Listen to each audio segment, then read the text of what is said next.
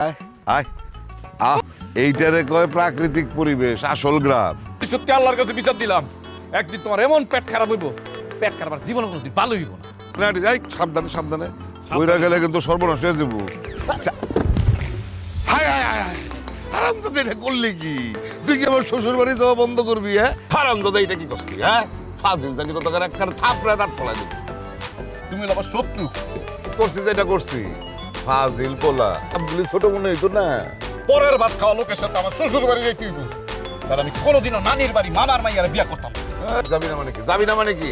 আমার শ্বশুর বাড়ি আর তোর শ্বশুর বাড়ি কি আলাদা? হ্যাঁ আমি কি জামাই না? ওরে জমিদারের বাচ্চা রে, হ্যাঁ আবার শরবত দেন লাগবো। দিও দিও। হাই তুই কি করলি? হাফ ব্রেকারে কালাপটি ফাটা ফেলাম ছিল। দেখেন বাতেল দিন দিন বড় হইতাছে আর ব্যাককেল হইতাছে। যাই, তুই আমার আর মুখ দেখাবি না। দেখিস তো আমার মুখ, আমার মুখ তো তোরা এমনিতেও দেখতে চাস না। তোরা সবাই মিলে ওই লতিফ মিয়ার মুখ দেখ।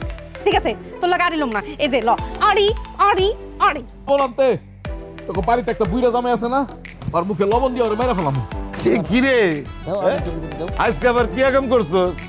বেদবি করলে বেদবির ফল ভোগ করতে হয়। এইখানে সারা জীবন তাইকা যায়। মন চাইবো কেমনে?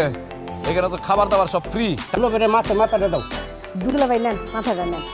মাথা তো হেই খাইবো, খাও বাবা দি খাও।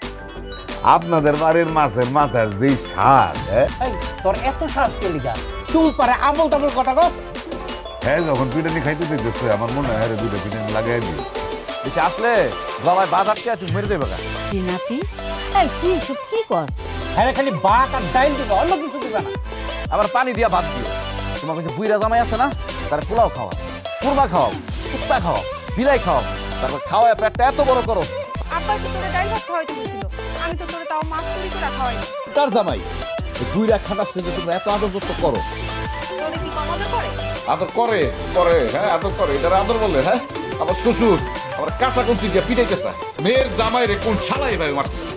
তুই আমার বাপরে কি করলি রে? দেখি দাঁড়াও। এই দাঁড়া দাঁড়া, কেমন করে হ্যাঁ? নিজের বাপের পেট ফুলাতে তুই খুশি হস? আল্লাহ কি কুদরত তোমার। আল্লাহর রস থেকে বাড়ির দিকে রওনা দিয়ে আসেন। আসেন। আগে হ্যাঁ আমার শালা শালা তার দুলা বেড়ে খাওয়াইছে, তোর তো এখানে নাক গলানোর দরকার নেই। তো দুলা ভাই আরো 3-4 দিন থাকো, খাসির মাংস খাবো।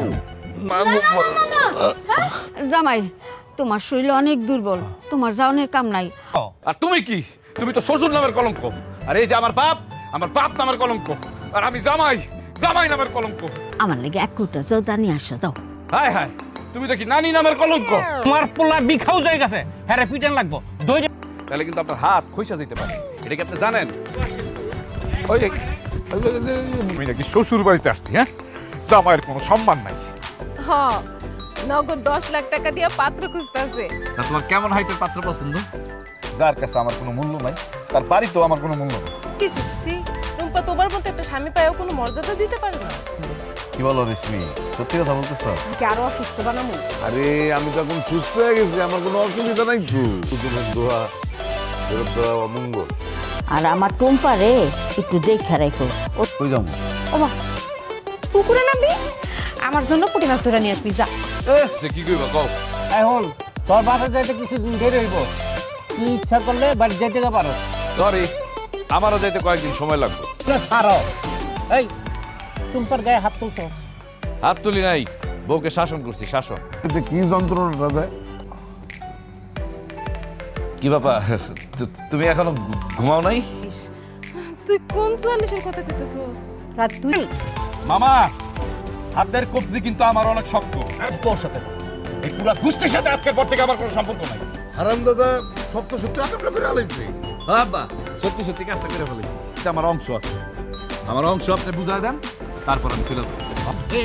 না এই না, এই কথা কইলে আমি মানুম না। মেরে জোর করে তালাক দিবা। বাহ তুমি ওটা সব কিছু দিয়া দাও। বাতেনকে জিজ্ঞেস করেন, বাতেন আর রেশমি দুইজনে তালাক দিব কিনা। কি বাতেন, তালাক দিতে পারবা?